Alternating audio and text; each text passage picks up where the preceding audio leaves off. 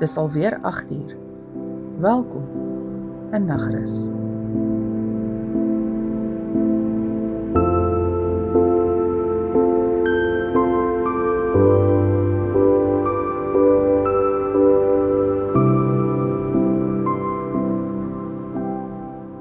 Daar was laas soveel opwinding in hierdie dorpie toe die poskar in die rivier vasgesit het na 'n baie reën in 2017. Sergeant Frikkie het almal dou voor dag in die kerksaal bymekaar geroep om die uitslag van die analise van die haarklossie wat hy op die glasskerf in die houtwerkklas van die laerskool gekry het, bekend te maak. Terwyl ons almal met opgehoude asems uitgebak het in die kerksaal, het Sergeant Frikkie die oopgeskeurde koevert soos 'n wit vlag bo sy kop rondgewaai. Hy het die uitslag vir ons probeer voorlees, maar sy Engels het hom halfpad deur die adresgedeelte al in die steek gelaat. Om te verhoed dat hy die belangrikheid van die oomblik verloor, het Melanie van Tant Hetty die brief se inhoud vir hom vertaal, en hy het dit toe vir ons ore herhaal. Die analise het bepaal dat die haarklossie aan 'n Bobbejaan behoort. Ons kon dit nie glo nie. Die eerste misdaad in die geskiedenis van die moderne Nagrus is deur 'n Bobbejaan gepleeg. Wat op hierdie liewe aarde sal 'n Bobbejaan met afgesnyde vingers wil maak? Terwyl die nuus nog so oor ons almal se tonge dans, het daar 4 vangwaans van die polisie voor die poskantoor stilgehou. Die hele Namakwalandse polisiemag het op die afdak van die poskar toegesak. Voor Kees se kind nog mooi geweet het wat hom tref, is die hele kaboedel in die vangwaans gelaai en weggery. Ons is nog nie presies seker waarheen hulle gevat word nie, maar ek hoop dis ergens waar hulle nie weer 'n misdaad kan pleeg nie. Die stof van die vangwaans het nog so om die poskantoor gedwarrel. Toe kom oom Martiens blik met 'n gejuig aangejaag. Vir 'n oomblik het ek gedink hy gaan die trekker met sleepwaan al omgooi in sy haas. Hy het sy regterhand omhoog gehou en moes met sy linkerhand stuur en vlee waai. Sy hande is so groot dat ons eers nie kon uitwerk wat hy vashou nie. Nadat matrone hom tot bedaring gebring het, het hy sy vuis oopgemaak.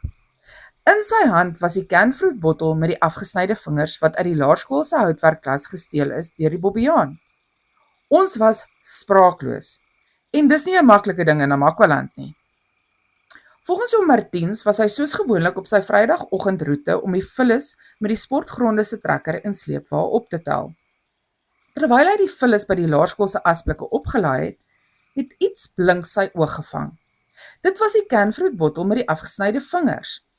Die bottel was nog heel en onoopgemaak. Hy het dadelik die bottel gegryp en polisiestasie toe gejaag. Konstabel Abel Leroux, die kleinneef van meneer Leroux, die laerskool se skoolhoof, was nog besig om sy uniform af te vee na onder onsie met 'n Bobbejaan wyfie, toe oom Martiens daar ingestorm kom. Konstabel Abel het vir oom Martiens verduidelik dat almal nog by die poskantoor saamdrom. Oom Martiens het nie op hom laat wag nie, en die trekker al die pad in tweede rad gery tot by die poskantoor. Om te sê dat ons verbuister is met die verloop van sake, is 'n totale geringskatting. Nog nooit het so 'n ongewone gebeurtenis die fondasie van ons geliefde Nagrus geskit nie.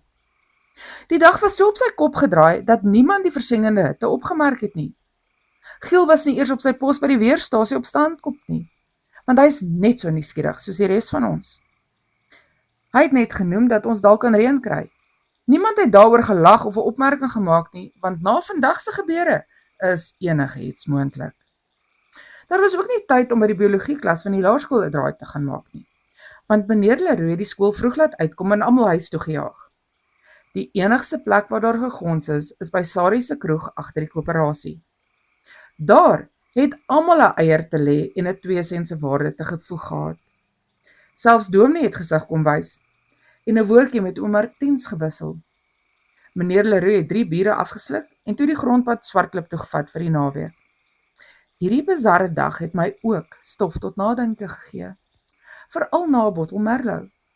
So ek gaan op my eentjie filosofies raak oor die gebeure van die afgelope week en dan kyk ons wat die nuwe dag vir ons inhou.